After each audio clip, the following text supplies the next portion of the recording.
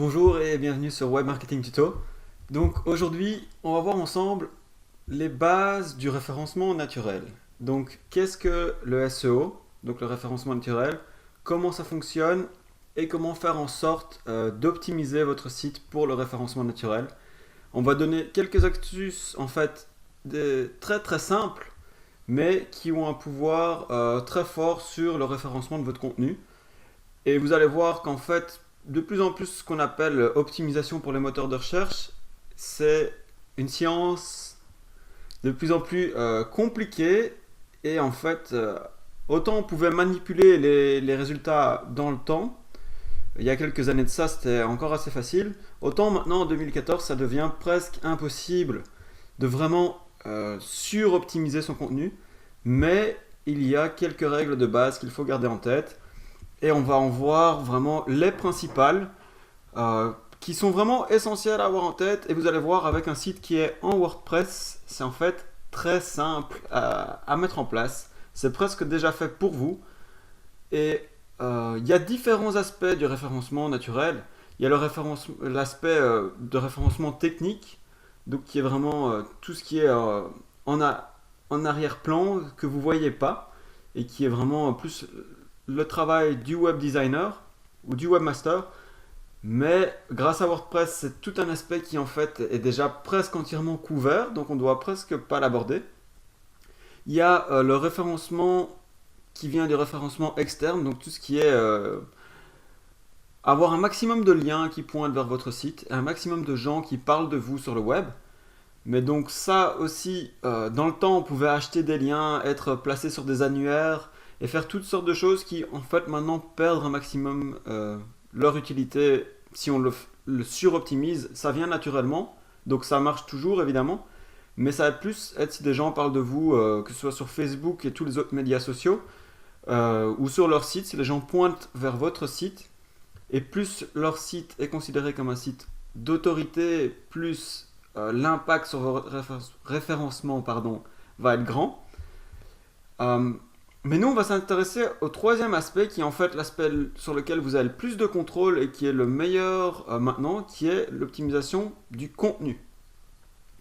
Et en fait, comme on le voit ici, si je retrouve mon slide, j'ai mis ça ici. Maintenant, le contenu est roi. Content is king, comme ils disent en anglais. Et en fait, c'est très très simple. Il suffit entre guillemets bien sûr, parce que c'est pas facile, mais il suffit de créer du contenu utile, à valeur ajoutée, et qui est unique aussi, donc que personne d'autre n'a, ou qui est vraiment spécifique à vous, pour que vous soyez bien référencé à long terme. Parce qu'évidemment, ça met un peu de temps, mais plus votre contenu est de qualité, plus les gens vont l'aimer, ils vont le partager, ils vont parler de vous, et en fait d'autres sites vont pointer vers le vôtre en vous référençant, en vous disant voilà du contenu de qualité. Google va aussi le voir, parce que quand Google va répondre à une requête et que les gens viendront sur votre contenu, il verra qu'il n'y a pas de rebond, c'est-à-dire que les gens restent sur votre contenu en général un temps assez long, et arrêtent de rechercher ce qu'ils recherchaient, donc c'est-à-dire que ils ne réeffectuent pas une recherche sur Google, c'est-à-dire qu'ils ont donc bien trouvé ce qu'ils recherchaient sur votre site. Donc, je me suis un peu égaré ici dans notre intro, mais je voulais vous parler du SEO parce que c'est super important pour générer du trafic de qualité. Alors, premièrement, il faut distinguer référencement payant et référencement naturel. Le SEA, c'est Search Engine Advertising, c'est ce qu'on fait avec AdWords, c'est du référencement payant. Donc vous payez pour être en première page, en haut. Vous avez un contrôle total sur ce que vous annoncez. C'est de la publicité, mais vous pouvez dire exactement ce que vous voulez. Mais c'est payant et chaque clic vous coûte de l'argent. Ça peut être très efficace, mais il faut faire vraiment très attention à comment on le fait et à le faire intelligemment. Et bien sûr, tout le monde n'a pas un budget à consacrer au référencement payant. Tandis que le référencement naturel, en fait, c'est aussi un budget. Souvent, on l'oublie, mais bon, ça prend énormément de temps de créer du contenu de qualité et de bien faire attention à tout ce qu'on met en place dans nos articles. Par contre, vous n'avez pas un contrôle total sur ce qui est affiché. Donc Google va choisir lui-même les pages qu'il pense qui sont relevant. Je trouve plus les mots en français, je parle anglais depuis trop longtemps ces temps-ci.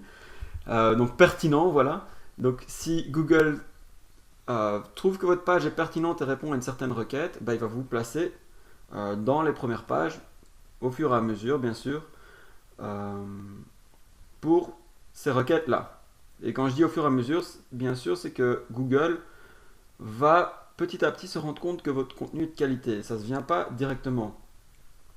Et en fait, j'ai pas fait ça ici, mais ce qui est intéressant à voir, c'est que en fait, le référencement payant, c'est un peu comme une courbe plate, c'est-à-dire à chaque fois que vous payez, bah, vous avez autant de résultats, tandis que le référencement naturel, c'est vraiment une courbe qui va comme ceci, exponentielle, c'est-à-dire qu'au début, c'est beaucoup d'efforts, beaucoup de travail et peu de revenus, mais après un an ou deux, ça porte vraiment ses fruits à long terme, c'est-à-dire que Google va vous mettre de plus en plus en première page pour vos bons articles, et c'est gratuit, et ça vous amène de plus en plus de clients, et les efforts investis sont moindres à long terme.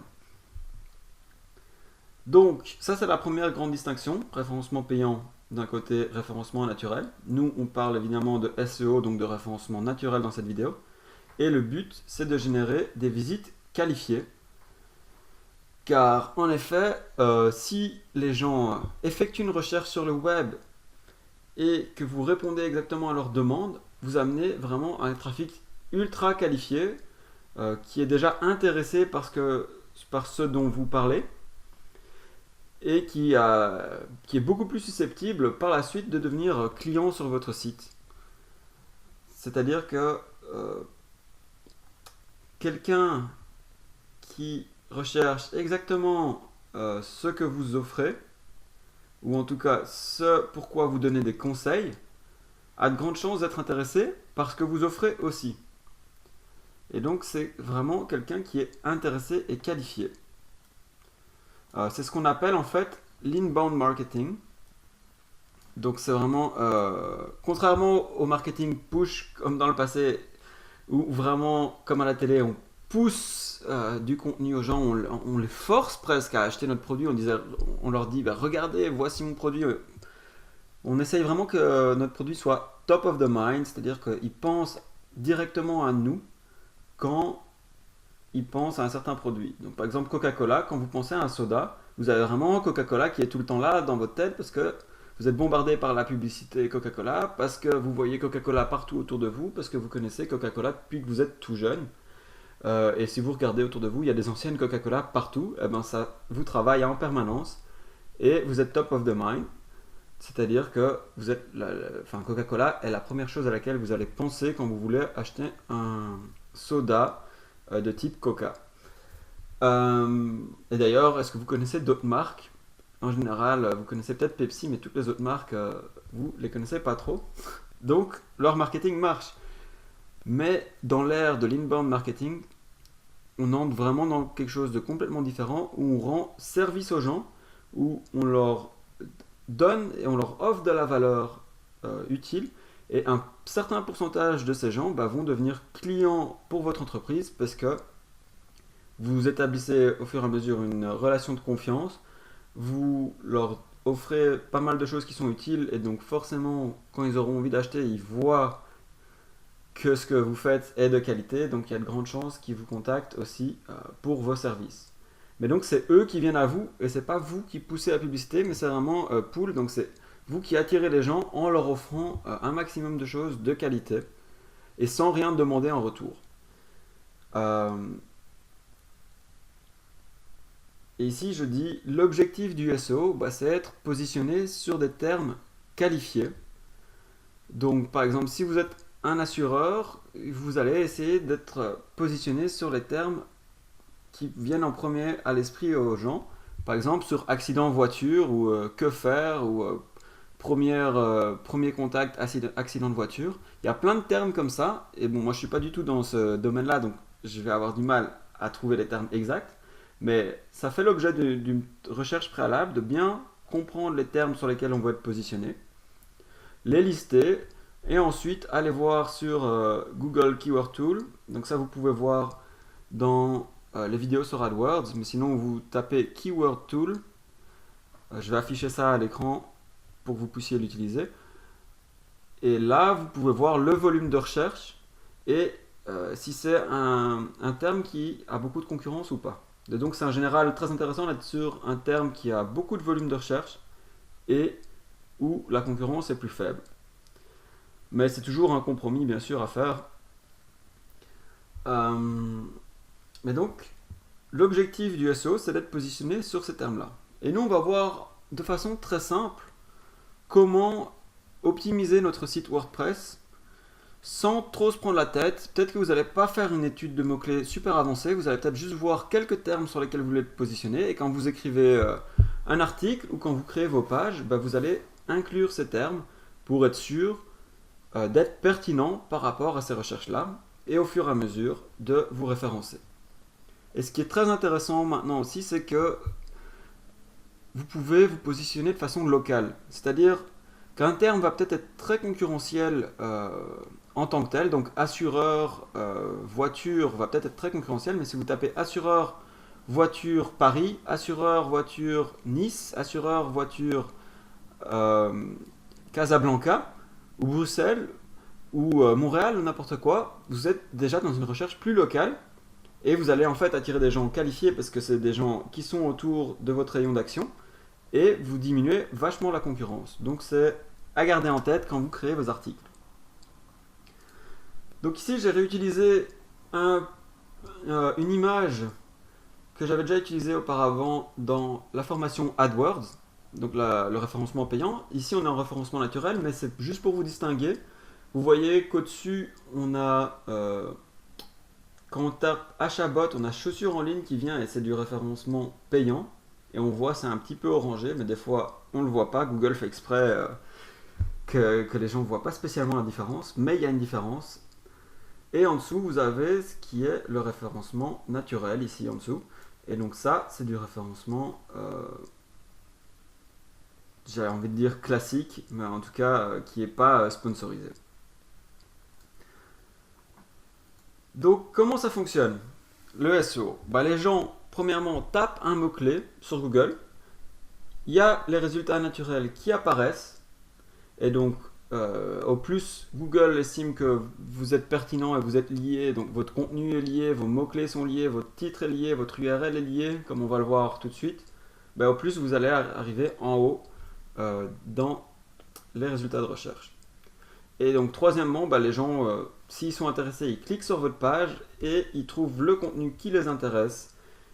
Et donc ça vous fait de la visibilité, du branding et ça établit un premier contact avec le visiteur qui pourra être par la suite un éventuel consommateur pour vous. Et vous établissez une première relation de confiance et vous leur offrez quelque chose de valeur.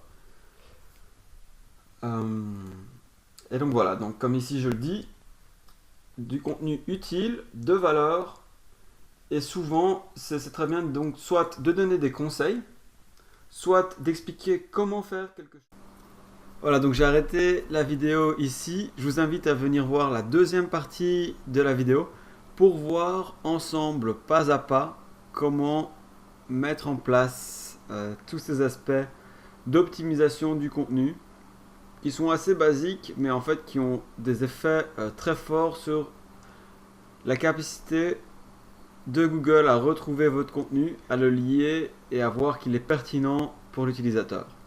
Donc dans la prochaine vidéo, on va voir comment tous ces aspects-là sont mis en place sur le site, que ce soit pour l'URL, pour les titres, pour les mots-clés dans le contenu, pour les images, et toute une série d'astuces qui, je l'espère, vous seront utiles. Donc voilà, je vous retrouve dans la prochaine vidéo. Ciao!